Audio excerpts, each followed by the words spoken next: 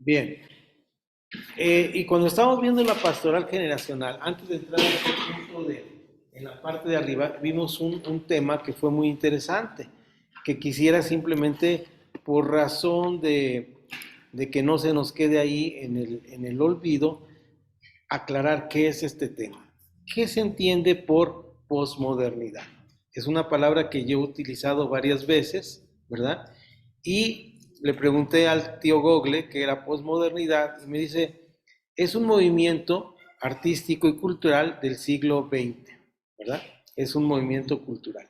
Nosotros pasamos los movimientos culturales sin darnos cuenta, pero esos movimientos nos bañan, así como cuando usted se mete a la regadera, no está mojado al principio, pero luego termina todo mojado. A este término se le dice desde la cultura permea, es decir, como cuando usted rega su plantita arriba y cuando ve ya está escurriendo por ahí abajo, ¿verdad? Eso se llama permear, va de arriba hacia abajo. La cultura permea todo lo que hacemos. Esto lo he dicho muchas veces, desafortunadamente las iglesias, las comunidades de fe, los grupos de cristianos, tenemos mucha influencia de lo que es el mundo. No nos damos cuenta cuántas cosas hay del mundo dentro de nuestra iglesia. No eso quiere decir que las cosas del mundo todas sean malas ni perversas, sino hay cosas culturales. ¿Cómo qué son cosas culturales? Miren esto que traigo aquí. Es algo parte de nuestra modernidad, ¿no es cierto? Que cuando Pablo vivió, dice, miren con cuán grandes letras les escribo, porque no puedo ver lo que estoy escribiendo. Uh-huh. Entonces ahora gracias a esto nosotros ya tenemos, por lo menos les veo que están ahí, ¿verdad? Ya con esto ya me alcanza para ver que están ahí. Si me los quito, les aseguro que quién sabe. Uh-huh. Entonces, esto es la cultura, lo que va avanzando y lo que va caminando. Entonces, la iglesia tiene que ver con este proceso de incluirse o estar con la cultura, ¿verdad? La manera en que nos vestimos, la manera que hablamos, todo eso es cultura. Imagínense que ustedes habláramos como hablaban nuestras abuelitas. Uh-huh. Mi abuelita decía Ancina, ¿verdad? Y un día descubrí que nosotros todos los nietos la regañábamos, pero que en el siglo XVI, cuando se escribió la Biblia, así se decía. Era el idioma y el idioma va cambiando, va teniendo una evolución. A todo esto le llamamos cultura. Entonces, posmodernismo, la posmodernidad tiene que ver con una cultura del siglo XX en el cual está trabajando dos cosas importantes esta cultura del siglo XX, que pasó al siglo XXI. Lo primero es que es una cultura, fíjense ustedes aquí muy interesante, una cultura donde todas las formas se pierden. Ya no hay formas concretas. Oye, pero este es un cuadrado. No, puede ser cuadrado, puede ser triángulo. ¿Ya? No, no, las formas se pierden. ¿Qué otra cosa es importante aquí? La otra cosa es que hay una falta de compromiso con lo social. Y la otra cosa importante, es decir, lo que importa, hay una cosa que se llama individualismo. ¿Qué es el individualismo? Primero yo, después yo y siempre yo. Ok. Entonces, esa posmodernidad entra a la iglesia y hace que nosotros desde la pastoral no veamos adecuadamente los conceptos de generaciones, ¿verdad? De generaciones. ¿Qué hace la posmodernidad? Dice, pues ya no existe la adolescencia, ya no existe la juventud, ya no pasa nada con lo que pase. Es decir, la posmodernidad diluye todo. Y lo que más notamos la posmodernidad es cuando dicen, pues ya cada quien que elija su sexo que quiera. ¿Verdad? Eso es terrible, ¿no? Eso es terrible. La posmodernidad está perdiendo la identidad individual de las personas. Entonces nosotros desde la pastoral tenemos que ver que hay crisis en cada etapa de la vida. Hoy vamos a ver, es una clase, qué bueno que fue presencial, porque es una clase donde necesitamos mucha participación de ustedes y vamos primeramente a la parte que tenemos ahí en la página 7, que es la parte D. Y dice algunos errores que cometemos como iglesia. Cuando aquí dice algunos errores que cometemos como iglesia, no nos están poniendo el dedo flamígero decirnos, en tu iglesia está pasando esto. ¿Qué nos está diciendo aquí? Nos está diciendo que como iglesia en general, en el mundo, se han detectado algunos errores en cuanto a la crisis de las etapas y el desafío pastoral. Es decir, no atendemos bien esta situación. ¿Alguien me ayuda con dice, el enfoque de la iglesia? Sí, amén. Ayúdame, pastor. Dice, el enfoque de la iglesia como comunidad terapéutica, con una misión redentora que alcanza a todo ser humano con todo el evangelio, conforme al propósito amoroso de Dios de hacer nuevas todas las cosas en Cristo, no ha sido muy frecuente entre los evangélicos en América Latina.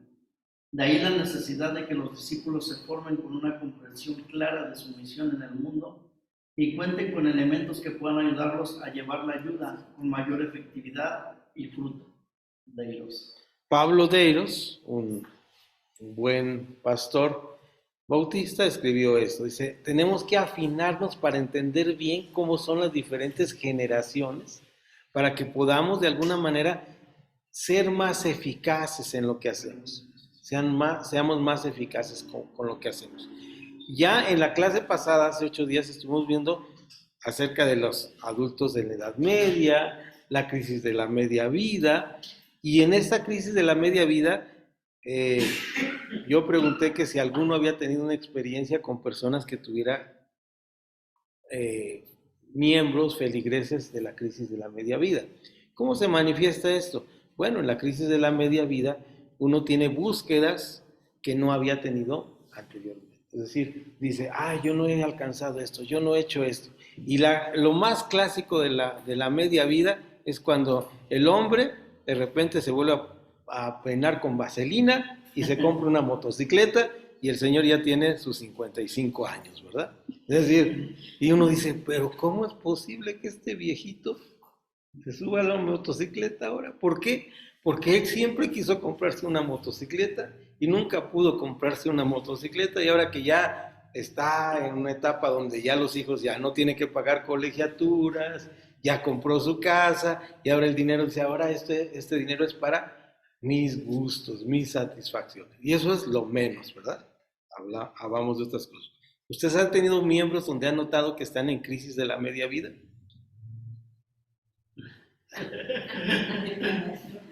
O va a decir, o se ha notado en la crisis de la vida. Yo me noté en la crisis de la media vida. No es la crisis económica, eso es otra cosa. Los chavorrucos, ¿verdad? Igual sucede en esa parte de la crisis de la media vida. Luego nos damos cuenta, por ejemplo, que es una persona que llega a la media vida, porque es una persona ordenada, pulcra, limpia, ¿no? Entonces llega a esa edad y empieza a haber un descuido, ¿no? El personal se deja el pelo largo, se deja la barba, todo desaliñada. O sea, Sí, y muestra sí. como que hay una falta de interés ya en la parte. Exactamente. Personal, como que se empieza a perder ese gusto, ¿no? O sea, por decirlo, hasta por la vida, ¿no? Exactamente, ¿No? exactamente. Ahora, ¿cómo nos afecta eso en la vida espiritual? Esa sería la pregunta. ¿Cómo nos afectará eso en la vida espiritual? Pues de igual, ¿no? De la misma manera, ¿no? O sea, ya no le ven sentido, ¿no? Dice, pues, llevo 20 años y no hago nada diferente, entonces no creo que a las 56 suceda algo distinto, ¿no? Entonces se empieza a perder ese interés, ¿no? Por buscar, ¿no? Entonces estamos pensando que nosotros desde la pastoral tenemos que darnos cuenta porque la vida de la iglesia son seres humanos en integridad. Lo que pasa en lo material se ve reflejado en lo espiritual. Lo que pasa en lo espiritual se ve reflejado en lo material. De acuerdo a la cultura del mundo, una cosa es lo espiritual y otra cosa es lo material.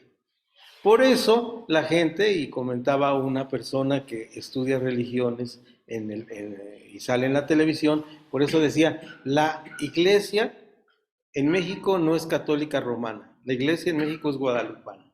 Y esa es una religión muy buena porque solamente una vez al año tienen que presentarse a pasar lista y todo el resto del año pueden vivir como se les da la gana. Porque ellos piensan que lo espiritual está distanciado de lo material. Y por eso yo a veces digo, hermanos, cuando venimos a la reunión, no venimos a cargar pila, no somos como este aparatito que tenemos que cargar pila. Somos seres materiales y espirituales que vivimos una vida de acuerdo al Señor y venimos a dar testimonio con nuestros hermanos de las victorias y a veces también de los fracasos que hemos tenido para que nos fortalezca. Entonces tenemos que tener una vida, le llamamos a esto íntegra. Íntegra quiere decir que las dos cosas están integradas, así como cuando hacemos pastel no podemos dejar los huevos en un lado y la harina en otro y meterlos al horno y cocinarlos. Tenemos que hacer una integración.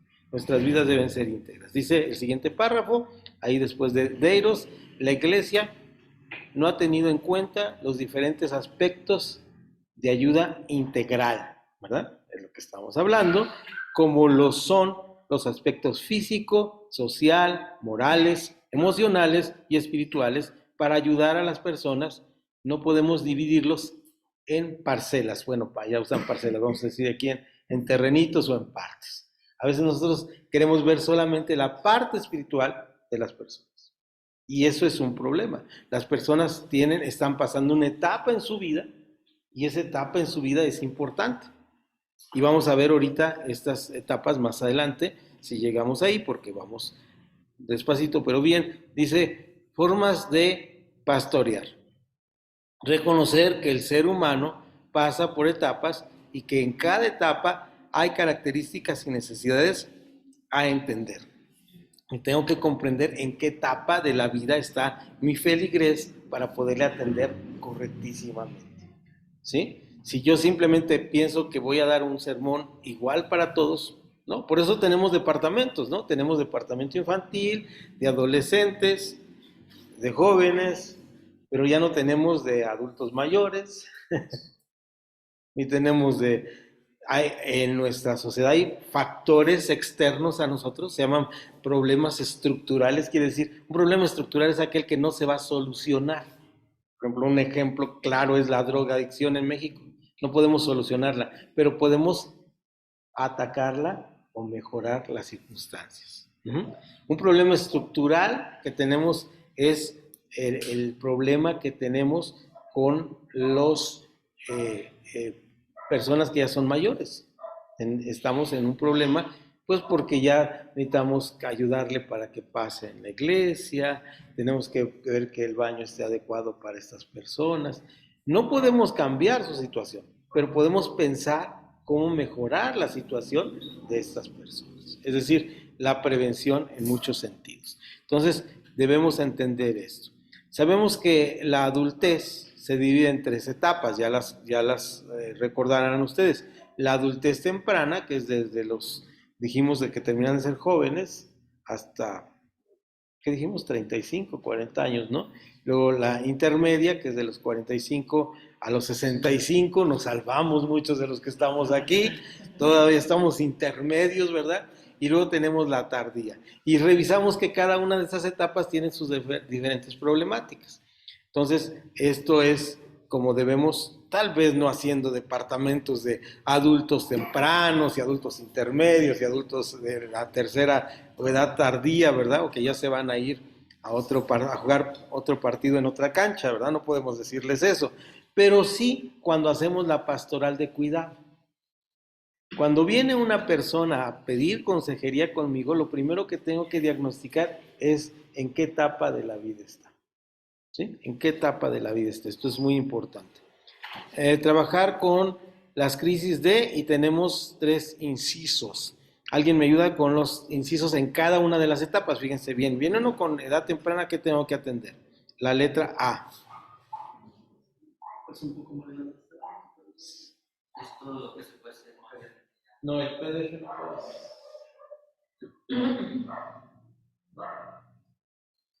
Ok, estás bien, no te preocupes, Esteban.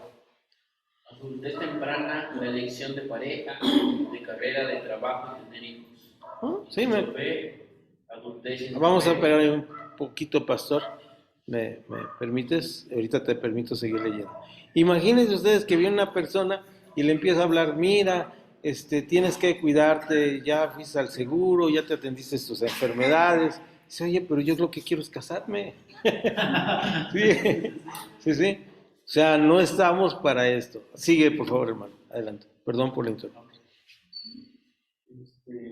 Adultez La adultez intermedia. intermedia, la menopausia, crisis de media vida y el nido vacío. Ok, nosotros acabamos, Esther y yo, de pasar esta Esa crisis. es fuerte, ¿no? Es muy fuerte, sí. Hay que estar preparado, muy, muy preparado. Sí. Generalmente ahí vienen separaciones matrimoniales. En estadísticas es muy común que ahí dices, pues ya estamos juntos por los hijos, ya no están. ¿Qué hacemos juntos? ¿No? Y hay tantas cosas que hacer. Pero bueno, y la siguiente, hermano. Adultez tardía, ayuda a las personas a enfrentar a la muerte inminente, al fallecimiento de los seres queridos, luto, entre otros. Les platicaba yo de mi abuela que un día me dice, todas las personas que eran mis compañeros están muriendo. Imagínense eso, ¿no? O sea, no uno, todos. Yo soy el último que quedo.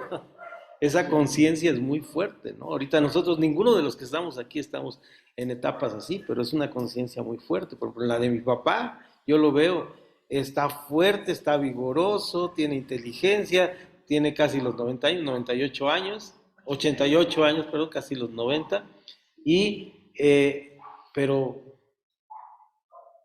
seguro en su corazón está.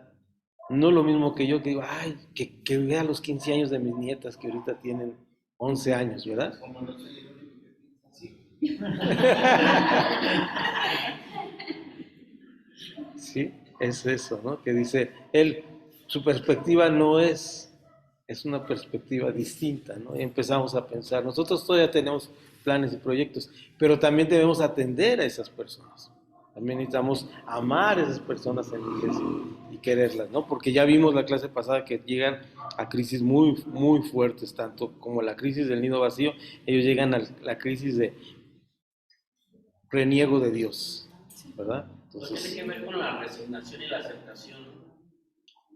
¿En esa etapa o en cualquier etapa? Tener conciencia, ¿no? De lo que tiene que pasar, Sí, de exactamente. las cosas, Sí, sí. y Es la consecuencia, como dijimos hace rato, ¿no? Del COVID y cuando llegó el COVID. Yo estoy tranquilo. El Señor tiene la vida, mi vida en sus manos. Él puso los límites de mi meditación y Él sabe cuánto tiempo. Y ya podemos estar ahí muy, muy tranquilos con eso. Y yo les dije la vez pasada algo que una persona me dijo una ocasión, lo dijo en una conferencia y él era cristiano, y lo dijo en una conferencia donde no había cristianos. Y dijo, yo pude pasar toda una eternidad sin saber que existía. Puedo vivir toda una eternidad sabiendo que voy a existir en Dios. Eso es nuestra esperanza, ¿verdad? No podemos tener temor de eso. Bien, ay, se me movió, el pastor consejero, gracias. El pastor consejero debe estar atento a cada crisis y aconsejar bíblicamente, estar atento a cada crisis. Mucho ojo en no confundir una crisis con una rebeldía, ¿verdad? Yo les daba el ejemplo. Cuando el muchacho de la alabanza viene y me dice, hermano, estoy enamorado de la chica que se sienta junto a mí, es una etapa en su vida. No es un malestar, un daño, ¿verdad? Digo, a menos que todos hubiéramos tenido ese daño, porque todos en algún momento. Sí. O sea, no se permiten las relaciones de noviazgo porque luego se va. Sí, sí. Pero hubo mucho amor y ya después ya no lo tengo. Sí, los casas y ya no los vuelves a ver, ¿verdad? Bueno. Es que esos ciclos están más que vistos en la vida, ¿no? A mí me ha tocado ver pasar 2 generaciones de jóvenes y el problema de que los jóvenes se separan de su noviazgo. O sea, no he encontrado alguna otra consecuencia de la separación en Dios, si no es el noviazgo. Así es. Sí, por eso hay que estar atento a cuáles son las circunstancias que está viviendo mi congregante para saber cómo, dijimos, problemas estructurales, no podemos cambiar la forma del noviazgo actual, el desinterés de los muchachos por las muchachas, no podemos cambiar eso, pero sí podemos, se dice, apalear. Es decir, poner las cosas de tal manera que no se salgan del control nuestro, ¿no? Que no se salgan del control nuestro. ¿Dónde me quedé, por favor? El pastor consejero. Al pastor consejero, veo bíblicamente. El pastor debe abordar con cada etapa los siguientes puntos. Son muchos, alguien me los puede leer así de corridos hasta el J. Tentaciones al estancamiento. B. Metas de la vida. C. Escapes a las responsabilidades. D. Cambiando la estructura del relacionamiento. E. Temas puntuales sobre los pecados. F. El perdón. G. Enseñar una filosofía cristiana de productividad. H. Inspirar fe en medio de la crisis. I. Ver el tema de cuidado de los ancianos. J. Generar programas o espacios para prever situaciones que ocasionen mayor dificultades en la vida de los adultos. Muy bien, nuevamente la palabra de advertencia. Aquí Priscila está presentando una serie de cuestiones. No está diciendo tu iglesia le falta o instituye todos. Toma lo que mejor te vaya y camina. Por ejemplo, estamos ahorita, acaba de pasar seguramente las etapas de admisión de las escuelas, posiblemente, aunque algunas otras instituciones están ya. Y por ahí leí, ahora que venía camino para acá, leí en mis esos cintillos famosos que pasan en el celular, que nos dicen las noticias estupendas para que uno se meta ahí, y decía, la UNAM rechaza no sé cuántas personas, el 80%. Y tenemos en nuestras iglesias congregantes que están viviendo, y los muchachos sufren una verdadera crisis.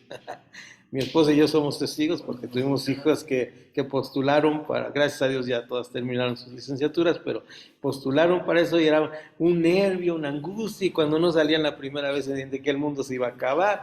¿Cómo manejamos los pastores esas circunstancias? Por poner un ejemplo, ustedes le ponen palomita ahí a esto. Bien, vamos a pararnos para descansar un segundo y para traer mi cargador, a ver si puedo poner luz en mi luz. Si alguien gusta un cafecito o algo, Gracias. ahí con los hermanos.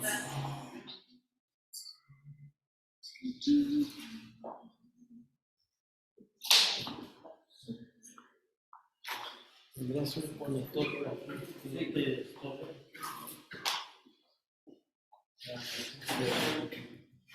Bueno, ya si Esteban nos da luz, podemos seguir, si no, no. ¿Cómo están? ¿Bien? Bien. ¿Todos se levantaron? Ya se tocaron aquí atrás, ya vieron que sí está esa parte de su cabeza, es importante tenerla, si no, no pueden seguir en la clase, pueden mover hacia sus brazos para ver si sí está, ok, pueden ya, vamos a la clase. Sí, estoy ya en corriendo. Bien, gracias Esteban. Bien, vamos a pasar a la unidad 5, es la última unidad de nuestro tema. El tema no lo vamos a terminar aquí, nos queda una clase 8 en Zoom, pero aprovechando un viaje y unas vacaciones, estuvimos aquí, les agradezco mucho su presencia, la convivencia y los tamales. Y vamos a ir revisando varios niveles en esta etapa de nuestro manual, que es una cuestión meramente teórica del desarrollo. Aquí no hay aspectos, ustedes vieron que la otra parte tenía citas bíblicas, aquí es un mero conocimiento secular, ¿verdad?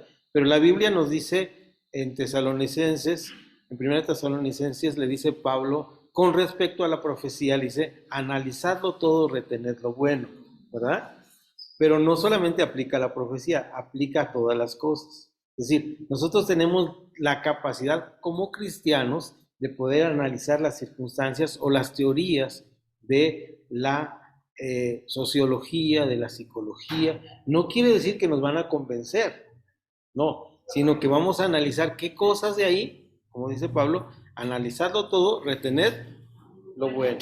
De hecho, aunque no lo hagamos, nuestras estructuras mentales están hechas porque somos de Occidente, ¿verdad? Y porque tenemos una cultura occidental, estamos hechos, aunque no nos demos cuenta, estar tomando constantemente información, analizando y asimilando lo que a nosotros nos conviene. De tal manera que vamos a entrar en este proceso hoy y vamos a hacerlo despacio, lo terminamos dentro de 8 días, pero vamos a ir analizando. Fíjense bien, nivel 1. ¿Qué dice? ¿Moral qué? Convencional. Es una palabrota, ¿verdad? No la hubieran puesto ahí, pero es antes de lo convencional. Es decir, esa moral no es la convencional, no es la que todos nosotros tenemos, es una moral previa. ¿Por qué estamos hablando de moral? ¿Y qué es la moral? La moral es la forma en la cual nosotros nos comportamos de acuerdo a las estructuras de la sociedad. A eso le llamamos moral, ¿verdad? Si ustedes llega una persona ahorita, entra por esa puerta y ve que todos están sentados y yo estoy parado, ¿qué cree que haga? Ajá, mucho respeto y entonces busca una silla y se sienta, ¿verdad? ¿Por qué? Porque hay una estructura donde dice, hay alguien que está hablando y los demás están sentados, ¿sí? A eso le llamamos normatividad o moral, ¿verdad? Cuando llegan las personas a la iglesia, ¿cómo llegan? ¿Hacen lo que se les da la gana o qué hacen? Sí, se pueden orar, hay sistemas de recibirlos en la puerta, saludarlos, pasarlos, hay sistemas como la pastora nos estaba contando, ¿no? De que les dan una introducción a lo que es la palabra, los regresan, es decir, no llegan y dicen, ay, oiga, ¿me permite decir una palabra? ¿No? ¿Me permite compartir la palabra de Dios con usted? No hay una estructura, ¿verdad? Y aunque yo llegue y yo sea muy chucha cuerera, ¿verdad? Una palabra que se usa en Jalisco, ¿verdad? Y yo diga, yo sé mucho de la Biblia, no, yo ciego y me siento y aprendo con los demás, ¿no? Yo tengo que aprender eso de la moralidad, de la normatividad. Y esta preconcebida, el juicio se basa exclusivamente en la propia necesidad y, ¿qué dice? Percepciones de la persona. De percepciones de la persona. Entre los 4 y los 10 años de edad está esta formación y tiene 2 etapas importantes. La primera etapa se llama castigo y obediencia. Cuando los niños necesitan vara, decimos, ¿no? Es más, nos piden, yo recuerdo con mis hijas que me decían, papá, por favor, dame unas nalgadas, por favor. O sea, ya siente uno que... Se las merece. No, que la están pidiendo, ¿no? O sea, que necesitan corrección. Entonces, es en esa etapa, y hay una palabra ahí que dice heteronomia. Es la etapa llamada heteronomia. Cuidado aquí con el hetero, porque hetero quiere decir lo contrario a, ¿verdad? Entonces, heterosexual quiere decir lo contrario, el sexo contrario. Es decir, nosotros como seres humanos, Dios nos hizo heterosexuales o, como decimos en términos más sencillos, que sabemos o entendemos que hay otro igual a nosotros pero diferente. ¿Sí? Se llama heterosexual. Entonces, y con esas personas es con las que nos enamoramos y Dios lo permite así para procrear. Ahora, hetero aquí no quiere decir en contra o lo contrario, sino quiere decir fuera de. La nomia, que quiere decir ley. ¿Te acuerdan la palabra deuteronomio? La usamos constantemente. Y es decir, una ley que va después. Entonces, la ley para ellos está fuera de ellos. Quiere decir que ellos no tienen capaces de discernir entre lo bueno y lo malo. Ellos se rigen porque las otras personas, dice, las reglas son obedecidas para evitar el... ¿Sí? Si no, pues no tienen. A ellos les da lo mismo si yo estoy aquí, agarro y abro este refresco, esta agüita que me dieron y la empiezo a vaciar aquí sobre mi teclado. Eso hace un niño, ¿verdad? No tiene una normatividad adecuada, no tiene una moral, ¿verdad? No, es un Isaacito que va por la vida, ¿verdad? Es que se llama mi nieto. Y él no camina por la vida, necesita saber, aquí está la rayita y no tiene que pasar de esta rayita, señor. ¿Verdad? Si no, tiene un problema. Entonces las reglas son observadas para evitar el castigo. ¿Qué otra cosa dice? Ayúdenme a seguir leyendo mientras tomo agua. Calificándose. calificándose una acción como buena o mala por sus consecuencias físicas. ¿Por qué actuar con justicia? Porque así se evita el castigo y el poder superior de las autoridades. Es decir, me obedezco porque me van a castigar. Me temo mucho que los mexicanos nos quedamos atrapados en esta etapa. ¿Por qué no te cruzas el alto? Pues porque si no viene la gente de tránsito y me da castigo. No es por una conciencia cívica o de civilidad que dice, no, es que unos tienen que cruzar primero y otros después. No, es una conciencia heteronomia. ¿Mm? Somos muy heteronomios los latinos y los mexicanos, un poquito más. Siguiente, etapa 2. Propósito e intercambio. Aquí es el individualismo. Cuando llega un momento en esta etapa donde ya pasan de los 3 años, en los terribles 3 años, donde son terriblemente egoístas. No es malo que un niño sea egoísta, es su naturaleza, pero tiene que avanzar a otras etapas. ¿Qué dice ahí? ¿Alguien me ayuda? ¿Lo que es correcto e incorrecto? Queda determinado por las necesidades personales. ¿Por qué actuar con justicia? Porque así se satisfacen las necesidades propias y se reconoce que los demás también tienen sus necesidades e intereses. Si te portas bien, te voy a comprar el chocolate o el helado. Si te comes la comida, vas a tener postre. Ya tenemos otra etapa diferente. Pasamos a la página 20 y seguimos. Tercer nivel. Dice, es el segundo nivel. Ahí vimos en el primer nivel dos etapas. ¿Me equivoqué de página? Es la página 18 lo traemos por manual. Perdón. Ok, perdón. Nivel 2, moral convencional. Moral convencional. Ya no es preconvencional, ahora ya es una moral convencional.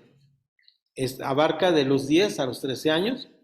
Se incluyen las expectativas de la sociedad y la ley. Ahora ya hay un sistema que llamamos civilizatorio, ¿verdad? La sociedad y la ley nos dan un sistema civilizatorio. Es decir, podemos vivir porque hay leyes y normas que nos permiten actuar de cierta manera. ¿Por qué maneja usted el lado derecho? Pues porque hay una norma, ¿verdad? Hay una ley, ¿verdad? Había un hombre que iba en el periférico de la ciudad de Guadalajara y prende su radio y escucha, hay un loco en el periférico manejando, y dice él, ¿un loco? ¿Un montón? Es decir, se dan cuenta que la normatividad es donde vamos todos, eso es la ley y la normatividad. Ahora vamos a ver las dos etapas, rápidamente. Etapa número 3, ¿alguien la tiene? Expectativas, relaciones y conformidad interpersonal, puntualidad, bueno y agradable, significan lo mismo, pudiéndose determinar por lo que complace, ayuda y es aprobado por los demás. ¿Por qué actuar con justicia? Porque es importante ser una buena persona ante sí mismo y los demás, considerando que si uno se pone en el lugar del otro, quisiera que los demás se portaran bien.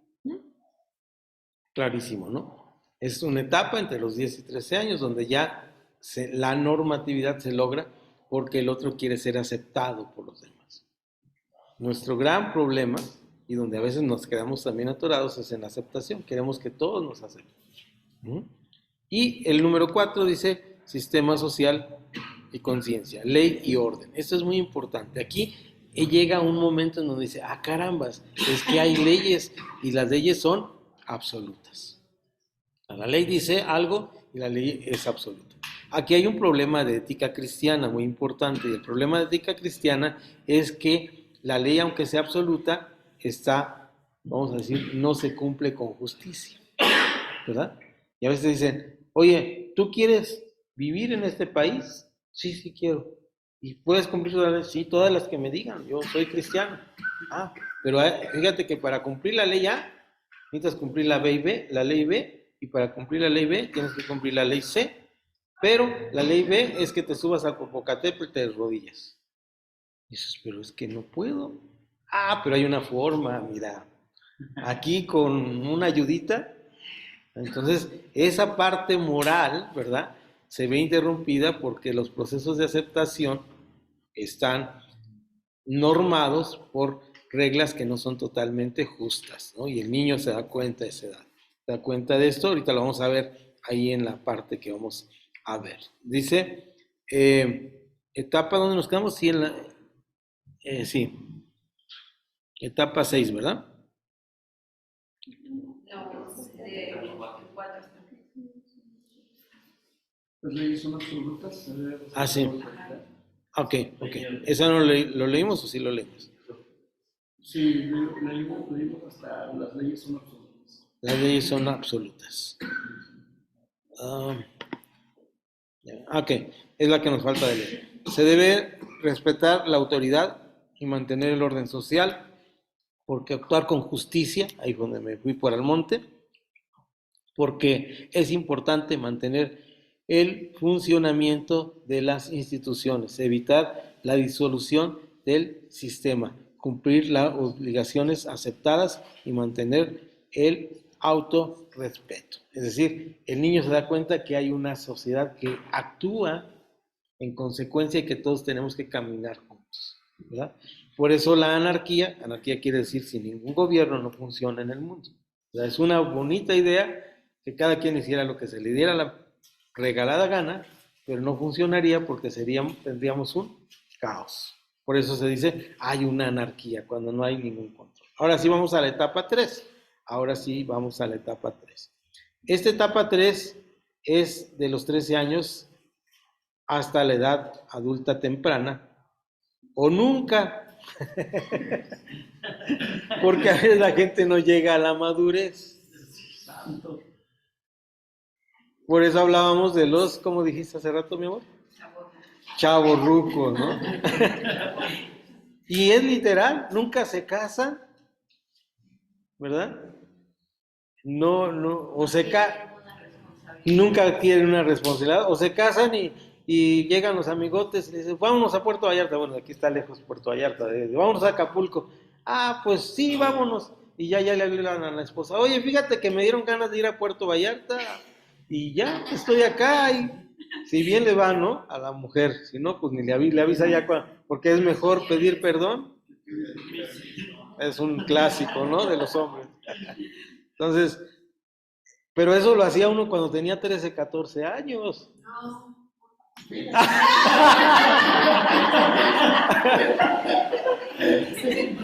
No en la crisis de la media.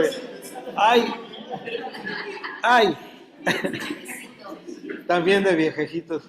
¿Cómo decía mi suegra? Que yo era.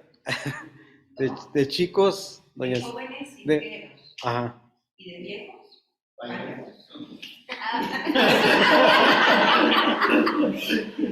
Bueno. No se ofendan, pedimos permiso. Digo perdón. No, hay que ser amorosos con nuestras esposas y saber que se preocupan. Eso sí, yo sí llegaba con muchas ganas de abrazarme. Ah, sí. Desde la puerta. Bueno. Abrazaba desde los pies.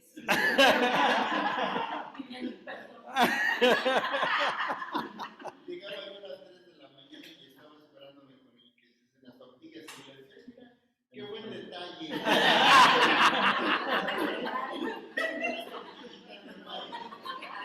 Pero cuando llegaba, Ah, sí. eso que acaba de decir, me encuentro en tal lado, o sea, no eran cerquitas. Sí.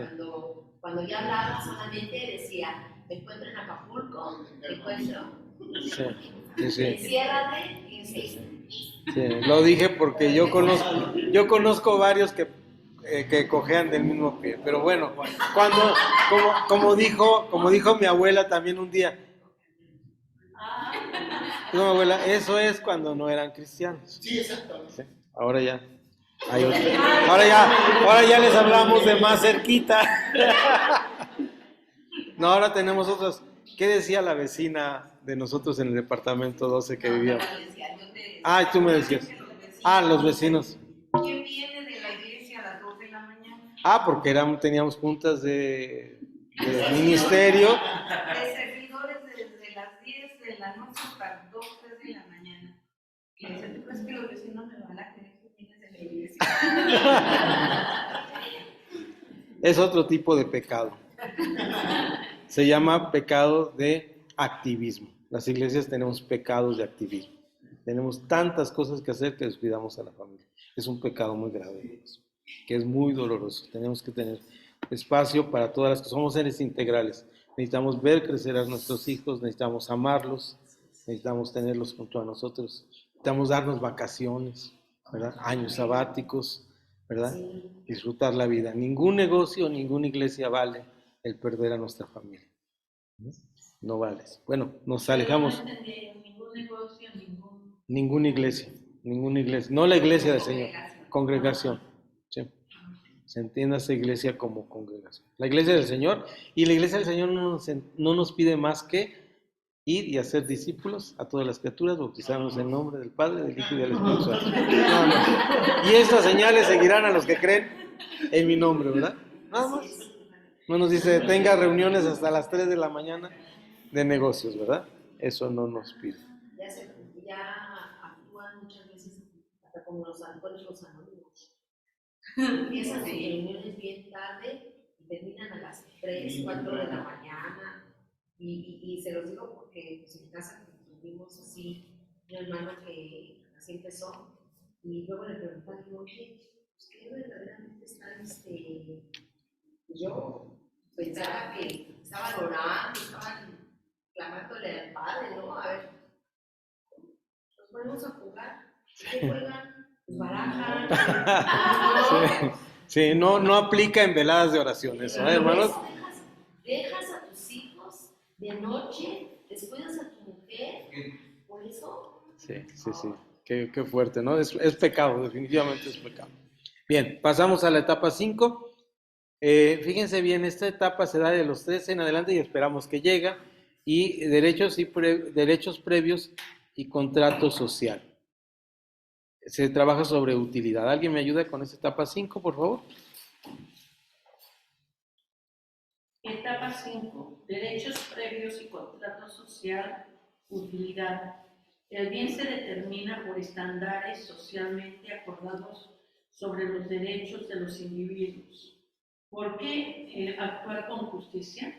Porque es obligación de cada uno respetar el pacto social para cumplir y hacer cumplir las leyes en beneficio propio y de los demás, protegiendo los derechos propios y los ajenos. Ok, entonces en esta tercera etapa, que ya es una etapa, un estadio, un nivel que ya hay conciencia y se hacen las cosas por utilidad, ¿verdad? Ya es funcional, el ser humano llega a ser un ser humano funcional. En esa etapa ya no se cumple la justicia, sino se cumple porque los demás la estamos cumpliendo juntos, ¿verdad? Porque los dos trabajamos juntos. Y viene en esta tercer nivel, viene una etapa muy interesante que se llama de autonomía. El principio éticos universales. Aquí es donde vamos a dejar este punto para el último curso que vamos a tener en febrero, que se va a llamar Ética Cristiana, porque es una parte muy importante de nuestra vida como pastores y como maestros, la ética cristiana. Y es la autonomía. El bien y el mal son aspectos de la conciencia individual e implican conceptos abstractos de justicia, dignidad, humana e igualdad. Esta frase que está aquí, que está como media abstracta, es un resumen de lo que vamos a ver en la ética cristiana. Es decir, cuando el bien y mal son aspectos de la conciencia individual e implican conceptos abstractos de justicia. Es decir, en otras palabras, dentro de lo bíblico y espiritual está el bien y el mal, ¿de acuerdo? Lo malo es malo y no lo podemos llamar a lo malo bueno ni a lo bueno malo, pero sí en nuestra conciencia podemos llamarle cosas buenas y malas. Yo decía hace unos días delante de la hermana Raquel, le dije, si mis abuelas vieran a las pastoras de hoy en día, se me mueren otra vez. Más fácil las matan. ¿Sí? Más fácil las aprenderían. ¿Cómo verían ahora que yo hubiera llegado con un tatuaje aquí? ¿Me hubieran juzgado? Digan que sí, por Pues favor. sí. ¿Sí? Sí, le han dicho más porque ya tiene conocimiento. Sí, ya, hermano. Y mi abuela le ha dicho, oiga, ¿por qué se pintó el pelo, hermana? No, no estoy hablando, no estoy diciendo, pero es lo mismo. Ahora, no quiere decir esto que esté bien o que está mal, sino vivimos tiempos distintos, ¿no? Y por eso, igual la palabra, no dice que nos debemos ir adaptando Sí, sí. al siglo que vamos viviendo, ¿no? Así es, Ahora, así es. pero tenemos esa parte del discernimiento. Ok, ¿no? ahí viene el punto que les he hablado mucho. Está la forma Sí, y la forma puede cambiar y de eso no nos debemos espantar. Y ya vivimos ahora, si vivíamos en el tiempo, mis abuelas sí debían espantarse. Naturalmente, yo creo que si yo llego con un tatuaje, ustedes deberían espantarse y más, ¿verdad? Porque estoy en este momento y no es el tiempo, ¿verdad? No es el tiempo, no es el momento ni la manera, ¿verdad? Entonces, esto es, pero ¿cuál es el fondo? El fondo es lo que no cambia. El fondo es inamovible, ¿verdad? Ese no cambia para nada, no cambia para nada. Y ese fondo que es inamovible, debemos respetarlo mucho, mucho, mucho. Vamos a concluir aquí. ¿Algún otro? esta parte, ¿no? O sea, primero, porque todo esto que estamos viendo, o sea, aunque pareciera que no es bíblico, sí es bíblico. ¿Sí? Sí. Es decir, porque finalmente habla de leyes, ¿no? Oh, claro. Y la ley te lleva a una moral. Pero, o sea, yo lo veo de esta manera. O sea, primero hubo una parte ética.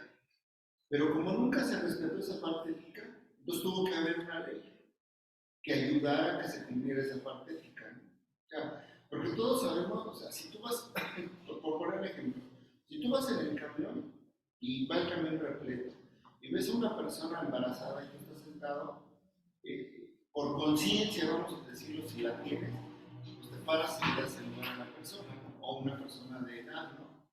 Pero eso se va perdiendo, ¿no? Entonces, vas perdiendo esa parte de la ética y por eso vas creando leyes.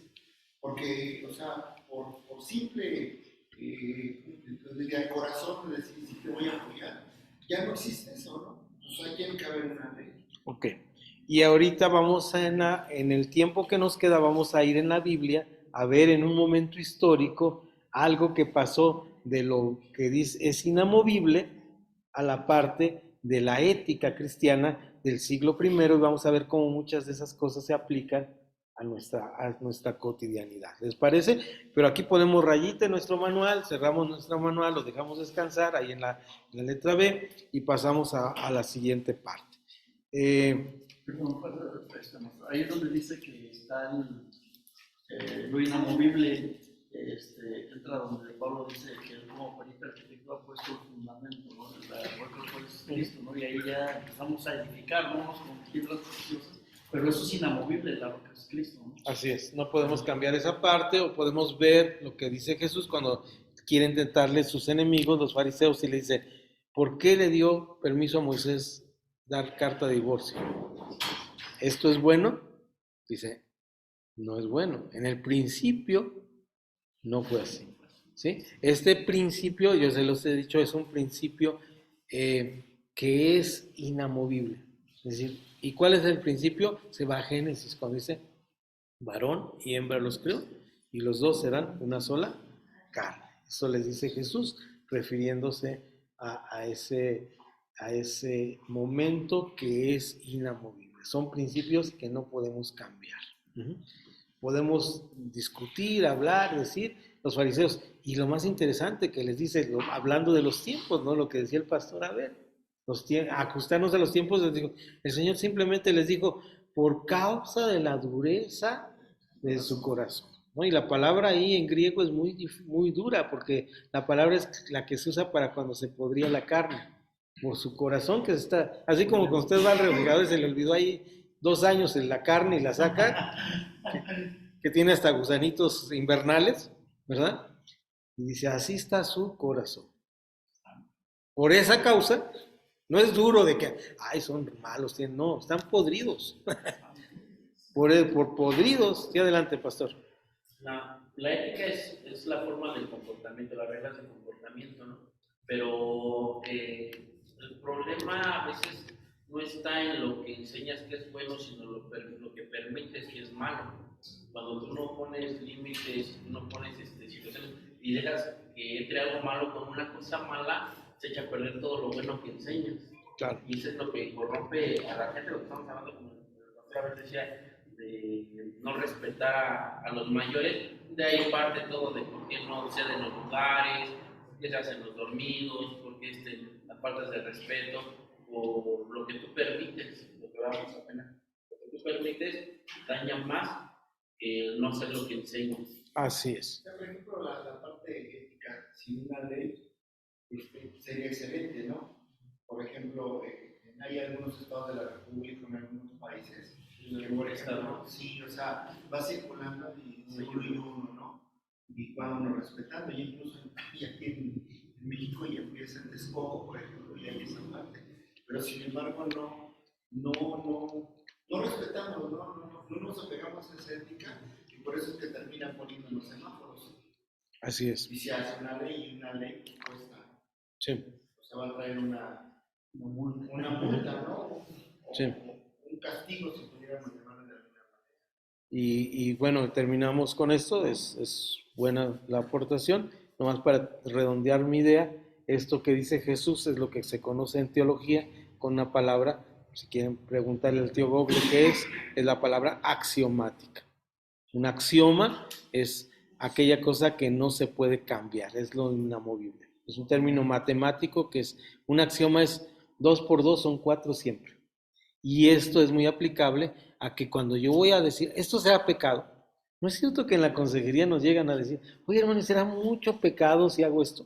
Será pecado si voy a la fiesta del pueblo donde Sí, van sí. a venerar al altar. Sí, pero mis familiares y Sí. demás. Sí. Y ahí es donde la ética deja de ser ética para lo que decías, pastor. ¿Sí? Y ahí es donde hay que aplicar reglas y normas. Bueno, ahí cerramos. Saludos a la pastora Belén que se conectó, tuvo un problema, no pudo llegar, pero le saludamos y finalizamos esta parte y ya pasamos a la parte que les había dicho. Vamos al libro de Romanos.